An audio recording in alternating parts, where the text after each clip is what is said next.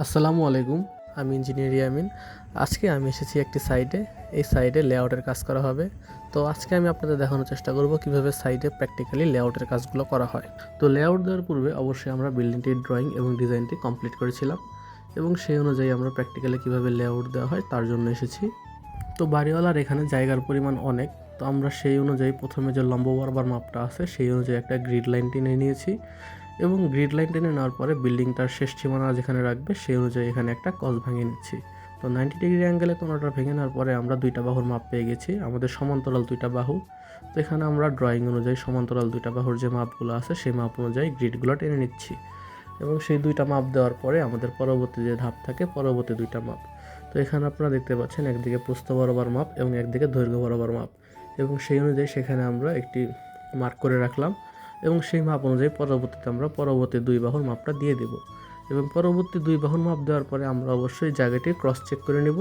Cross check বলতে কোনাকুনি মাপটা আমরা দেখে নেব। তো এখানে যদি ক্রস ঠিক না থাকে তাহলে বিল্ডিংটি বাঁকা হবে এবং বিল্ডিংটি বাঁকা হলে পরবর্তীতে অনেকগুলো অসুবিধার সম্মুখীন হবে, যেমন টাইলস বসালে টাইলসগুলো কেটে যাবে এবং ফার্নিচার বসাতে অসুবিধা হবে এবং রুমের সৌন্দর্য নষ্ট হয়ে যাবে।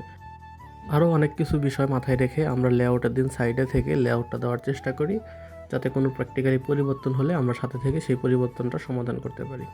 এবং চতুর্দিকে আমাদের মাপগুলো নেওয়া হয়ে গেছে এবং মাপগুলো আমরা বারে বারে ক্রস চেক করে নিচ্ছি যেন কোনো দিকে মাপ কম বেশি না হয়।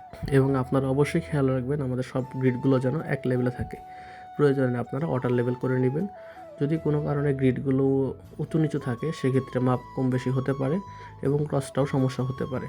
তো আমরা এখানে মোটামুটি সবগুলো সুতোই এক লেভেলে রাখার চেষ্টা করেছি এবং সেই অনুযায়ী এখানে আমরা লেআউট দেওয়ার চেষ্টা করেছি এবং চারটি মাপ বহার পরে আমরা অবশ্যই ক্রসটা চেক করে নেব। আপনার এখানে ক্রসটা যদি ওকে থাকে তাহলে পরবর্তী যে মাঝখানের গ্রিডগুলো আছে সেই গ্রিডগুলো দেওয়ার চেষ্টা করব। আমাদের মোটামুটি 4টা গ্রিডের মাপ নেওয়াই শেষ এবং কি আমাদের ক্রসটা চেক করা শেষ। এখন আমাদের মোটামুটি বিল্ডিংটা সোজা আছে।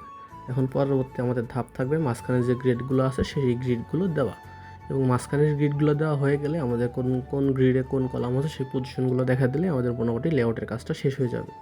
তো এখানে আমরা মোটামুটি লেআউটের কাজটা শেষ করেছি এবং বেসটা দাগানোর চেষ্টা করেছি। তো আপনারা দেখতে পাচ্ছেন আমরা আমাদের মিস্ত্রির মাধ্যমে এখানে লেআউটটি সম্পূর্ণ করেছি এবং এখানে বেসটাও দাগিয়ে দিচ্ছি। বেসটা দাগানোর পরে প্রথমে একটা বেজে মাটি কেটে মাটিটা জায়গাটা শুভ উদ্বোধন করা হবে। এখানে কিছু দোয়ার আয়োজন করা হয়েছে, এটা আমাদের গ্রামের নীতি এবং সবাই চেষ্টা করবেন যে কাজের শুরুর দিনে একটা দোয়া মাহফিলের আয়োজন করা যেন কাজটা ভালো হয় এবং কাজটা শুভ হয়।